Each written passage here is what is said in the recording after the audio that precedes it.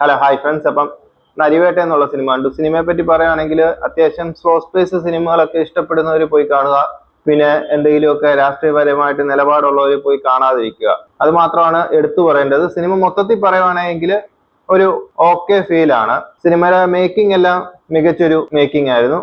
പിന്നെ സിനിമയിൽ എടുത്തു പറയേണ്ടത് ടോവിനോയുടെ പെർഫോമൻസ് നമുക്ക് നല്ല രീതിയിൽ കണക്ട് ആവുന്നുണ്ടായിരുന്നു. പ്രത്യേകിച്ച് ആ ക്ലൈമാക്സിനോട് എടുക്കുമ്പോഴത്തേക്കും ഒരു നിസ്സഹായ അവസ്ഥയും പിന്നെ ആ ഒരു ഇൻസിഡന്റ് സംഭവിക്കുന്ന കാര്യങ്ങളെല്ലാം കൂടി വരുമ്പോഴത്തേക്ക് നമുക്ക് നല്ല രീതിയിൽ എമോഷണലി കണക്ട് ആകും. പക്ഷെങ്കിൽ ഇതേപോലത്തെ സിനിമകൾ നമ്മൾ കണ്ടിട്ടുള്ളത് കൊണ്ട് എന്തൊക്കെയായിരിക്കും സംഭവിക്കുന്നതെന്ന് അറിയാം. ആ ഒരു ഇൻസിഡന്റ് നമുക്ക് അറിയാവുന്നത് കൊണ്ട് എന്തൊക്കെയായിരിക്കും സംഭവിക്കാൻ പോകുന്നതെന്നെല്ലാം നമുക്ക് ഓൾറെഡി അറിയാൻ പറ്റും. എന്നിട്ടും നമുക്ക് അധികം ബോറടിക്കാതെ കണ്ടിരിക്കാൻ പറ്റുന്നത് ഈ ഒരു സിനിമയുടെ മേക്കിംഗ് കൊണ്ട് തന്നെയാണ്. ബാക്ക്ഗ്രൗണ്ട് സ്കോറും എല്ലാം കൊണ്ടും സിനിമ ഓക്കെയാണ്. മൊത്തത്തിലൊരു ഓക്കെ സിനിമയാണ്. പിന്നെ സിനിമയുടെ സ്റ്റോറിയിലോട്ട് വരുമ്പോഴത്തേക്കും ഇതൊരു റിയൽ ഇൻസിഡന്റും പിന്നെ കുറെ ഫിക്ഷണലും കാര്യങ്ങളും എല്ലാം കൂടി ചേർത്ത് ഇറക്കിയ ഒരു സിനിമയാണ്. സിനിമ വൈസ് വരുമ്പോഴത്തേക്കും കുറച്ചധികം ഫിക്ഷണൽ കൂടി കുത്തിച്ചേർത്ത ഒരു സ്റ്റോറിയാണ്. അത്രേ ഉള്ളൂ ഫ്രണ്ട്സ്. അപ്പം എനിക്ക് സിനിമ മൊത്തത്തിൽ കണ്ടിറങ്ങിയപ്പോഴത്തേക്കും ഓക്കെ ഒരു ഫീൽ കിട്ടി. അപ്പൊ ശരി ഫ്രണ്ട്സ്, ആരെങ്കിലും ഈ സിനിമ കണ്ടിട്ടുണ്ടെങ്കിൽ നിങ്ങളുടെ അഭിപ്രായം കൂടി കമന്റിൽ പറയാം.